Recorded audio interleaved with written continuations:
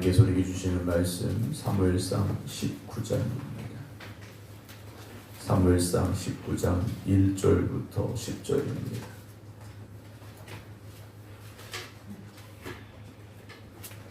(19장) 1절부터 10절입니다.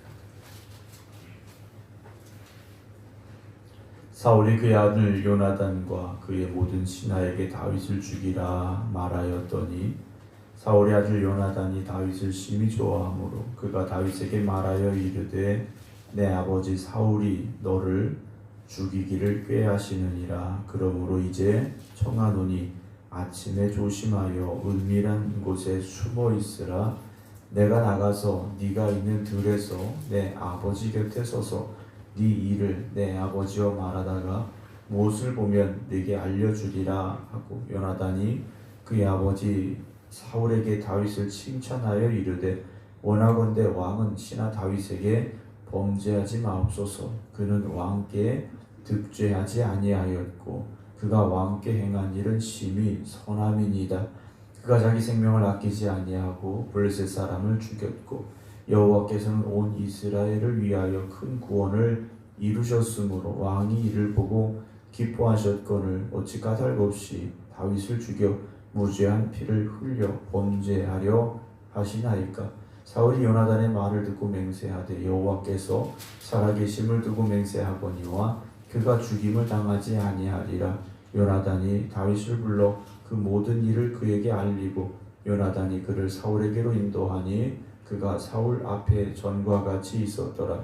전쟁이 다시 있으므로 다윗이 나가서 블레셋 사람들과 싸워 그들을 크게 쳐 죽이매 그들이 그 앞에서 도망하니라. 사울이 손에 단창을 가지고 그의 집에 앉았을 때 여호와께서 부리시는 악령이 사울에게 접하였으므로 다윗이 손으로 수금을 탈 때 사울이 단창으로 다윗을 벽에 박으려 하였으나 그는 사울의 앞을 피하고 사울의 창은 벽에 박힌지라. 다윗이 그 밤에 도피하매.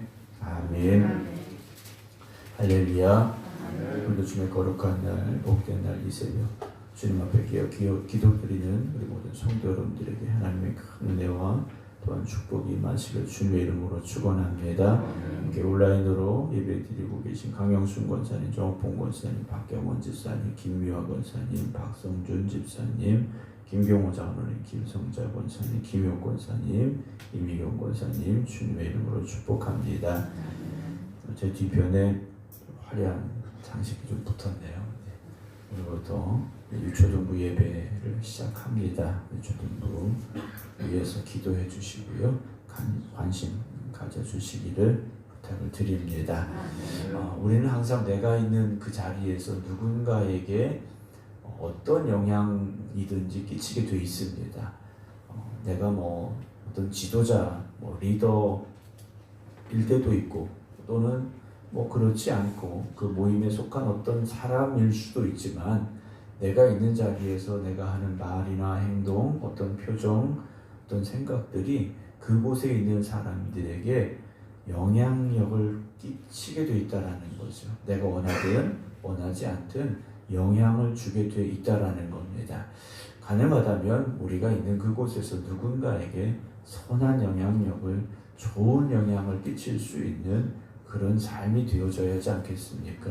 내가 있는 그곳에서 나쁜 영향력을 끼친다. 나 때문에 나쁜 일들이 그 모임 속에 생긴다. 그러면 잘못되는 것이지 않겠습니까?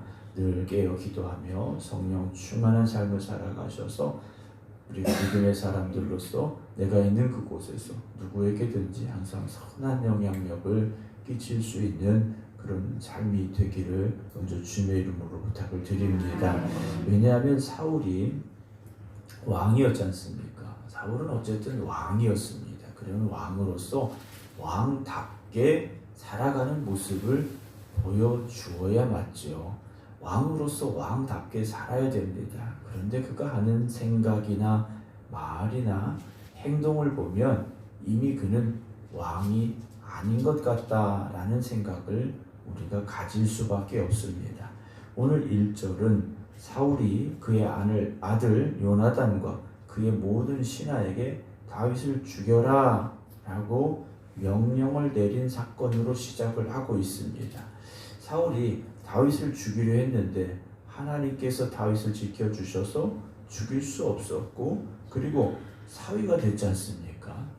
가족이 된 겁니다. 그런데 사울의 마음에는 여전히 다윗은 원수 같은 존재였던 것이죠. 그래서 그 다윗을 죽이려고 이제 혼자만 생각하고 실행에 옮기는 것이 아니라 자기 아들 요나단 그리고 그의 신하들에게 명령을 내렸더라는 겁니다. 물론 여기서 모든 신하라고 되어 있는데 왕궁에 있던 모든 신하는 아닌 것 같고요. 어쨌든 중요한 사람들에게 다윗을 죽이는 일에 대한 명령을 내린 것 같습니다. 하지만 사울의 아들 요나단은 다윗을 심히 좋아했습니다. 아꼈지 않습니까? 자기의 옷도 벗어줄 정도로 정말 다윗을 아끼는 사울의 아들 요나단이었는데 2절에 이 요나단이 다윗에게 가서 말합니다. 내 아버지 사울이 너를 죽이기를 꾀하시느니라. 그러므로 이제 청하노니 아침에 조심하여 은밀한 곳에 숨어 있어라 그래요. 당장 그 다음 날 아버지가 너를 죽이려고 할 거다. 아버지뿐만이 아니라 네 눈에 보이는 사람 누가 널 죽일지 모른다. 이 긴박한 상황을 다윗에게 가서 요나단이 알려주었더라는 것이죠. 아버지는 다윗을 죽이려고 하고 아들은 어떻게든 다윗을 살리려고 하고 있다는 겁니다. 오늘 우리는 누군가를 죽이려 하는 마음이 아니라 살리려 하는 마음이 있어야 됩니다. 물론 우리가 죽이려는 마음 자체가 살인범이 되어서 칼로 사람을 어떻게 한다 이런 말은 아닙니다. 그러나 우리의 말 한마디가 그 사람을 살릴 수도 있고 죽일 수도 있다는 사실을 잊지 않고 우리의 말과 행동이 다른 사람을 살리는 그런 믿음의 사람으로서의 삶이 되어져야 되죠. 그리고 요나단은 아는 겁니다. 이건 하나님이 기뻐하시는 게 아니고 이건 바른 일이 아니라는 것을 알고 있었다라는 거죠. 반면에 사울은 어땠습니까? 자기 감정에 휩싸이니까 이것이 옳은지 잘못된 것인지 하나님이 기뻐하시는 일인지 하나님이 기뻐하시지 않는 것인지 분별할 수 없었더라는 것이죠. 그저 자기 감정에 자기 생각이 이끄는 대로만 가고 있었다라는 겁니다. 3절에 내가 나가서 네가 있는 들에서 내 아버지 곁에 서서 네 일을 내 아버지와 말하다가 무엇을 보면 너한테 알려줄게 라고 다윗을 안심시키면서 이 상황을 설명을 해줬죠. 그럼 요나단은 거기까지만 하고 말았느냐? 적극적으로 하는 행동이 나옵니다. 4절에 요나단이 그의 아버지 사울을 만납니다. 사울은 이미 다윗을 죽여라 명령을 내렸습니다. 그런데 그 아버지한테 가서 무슨 말을 합니까? 다윗을 칭찬합니다. 다윗을 칭찬해요. 뭐라고 말하느냐? 원하건대 왕은 신하 다윗에게 범죄하지 마세요. 그럽니다. 아들이 아버지한테 가서 왕자가 왕에게 가서 지금 잘못하고 있습니다 라고 이야기를 하고 있다라는 거죠. 쉬운 일은 아니지 않습니까?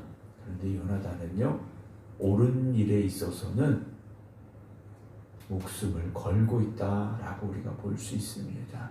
지금 사울의 마음이라면 다윗이 아니라 자기 아들도 죽일 수 있는 사람인 것 같아요. 근데 요나단은 다윗을 살리려고 아버지한테 가서 다윗을 칭찬하면서 다윗이 무슨 죄가 있습니까? 그가 행한 모든 일은 다 선한 일이었지 않습니까? 라고 아버지에게 말하고 있지 않습니까? 그러면서 말하죠. 5절에 그가 다윗이요 자기 생명을 아끼지 아니하고 블레셋 사람을 죽였고 여호와께서는 온 이스라엘을 위하여 큰 구원을 이루셨다라고 말합니다.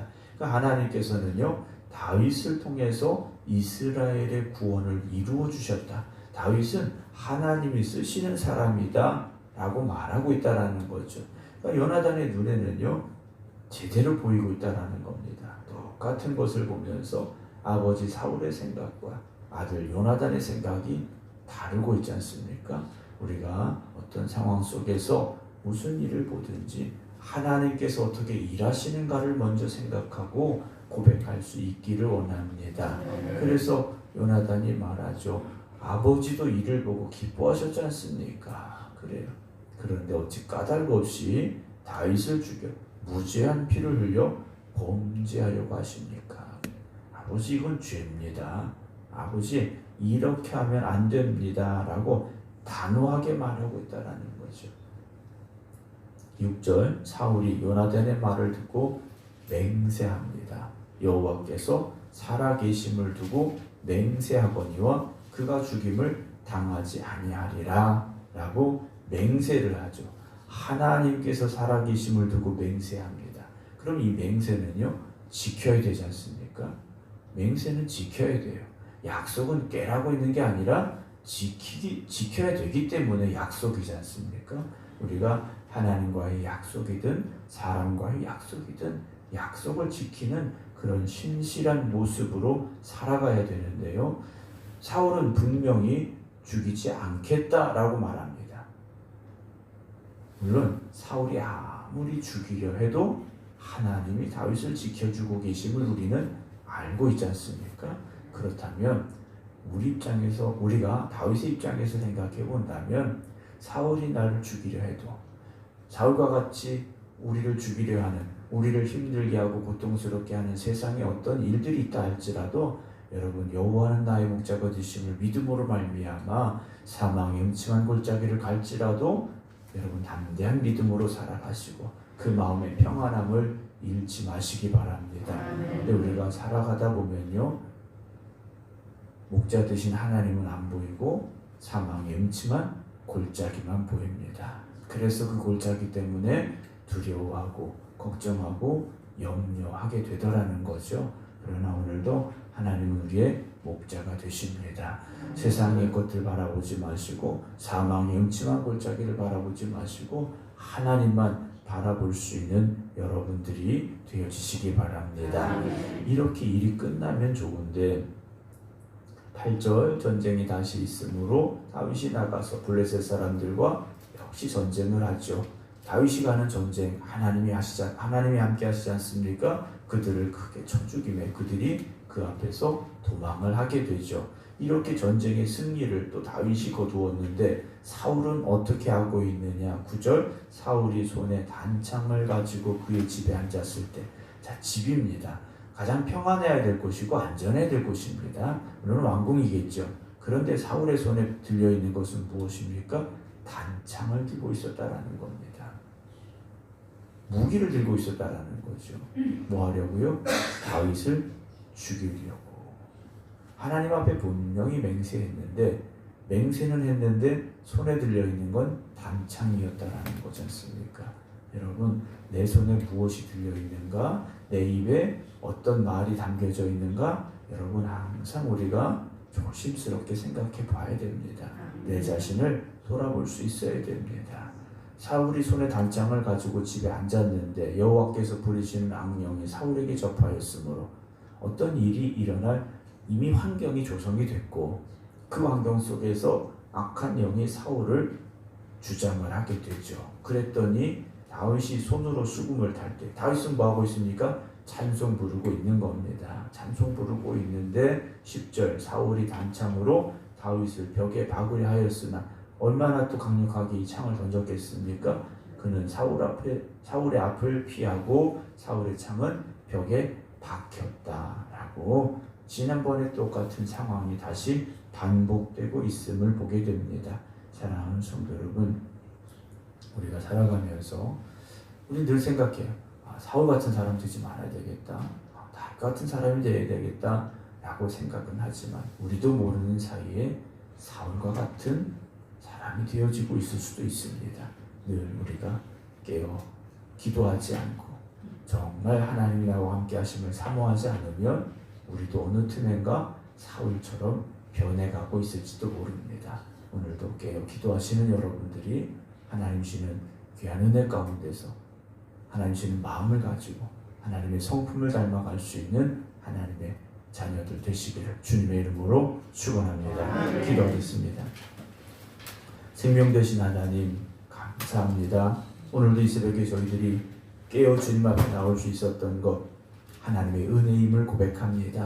하나님이 또 하루의 생명을 살아갈 수 있도록 은혜 주셨음임을 고백합니다. 우리가 그 은혜 가운데 오늘을 시작하고 오늘의 첫 시간을 하나님과 함께 합니다. 깨어 기도드리는 성도들 주님 붙잡아 주시옵시고 기억하여 주시옵소서. 늘 하나님의 말씀 안에 거하게 하시고 하나님의 뜻 가운데 살아가게 하여 주시옵소서. 하나님의 선하신 뜻을 이루어가는 저들 되게 하여 주시옵소서. 저들이 있는 곳에서 선한 영향력을 끼칠 수 있는 하나님의 백성들 되게 하여 주시옵소서. 그러나 우리가 우리의 마음을 믿음 안에 온전히 세워가지 못하면 우리도 사울처럼 변할 수밖에 없음을 우리가 알고 있습니다. 오늘도 성령님 우리 안에 함께하여 주시옵시고 우리를 주장하여 주시어서 하나님이 우리 안에 거하시고 하나님이 우리를 이끌어 가시고 하나님이 우리를 통하여 일하실 수 있는 하나님의 자녀들 또한 믿음의 사람들 되게 하여 주시옵소서. 오늘부터 초등부 예배가 시작이 되어집니다. 주님 함께하여 주시어서 그곳에서 생명의 역사가 일어나게 하시고 귀한 영혼 구원의 열매가 맺어지게 하여 주시어서 이 교회를 또 이 나라를 하나님의 자녀로 살아갈 수 있는 귀한 영혼들이 이곳에서 다시금 잉태되게 하여 주시옵소서. 교회가 그 사명 감당할 수 있도록 하나님 함께 하여 주시옵시고 그 사명을 감당하는 이들에게 능력 더하여 주시옵시고 우리 모든 성도들이 온 마음으로 함께 기도하게 하시고 돕게 하여 주시옵소서. 이제는 우리 주 예수 그리스도의 은혜와 아버지 하나님의 극진하신 사랑하심과 성령님의 감동 감화 교통하심이 오늘 이 새벽에도 오직 하나님께서 내 안에 역사하여 주시옵소서. 간절히 사모하며 기도드리는 모든 성도들 위해 이제부터 영원토록 함께 하시기를 간절히 축원하옵나이다. 아멘.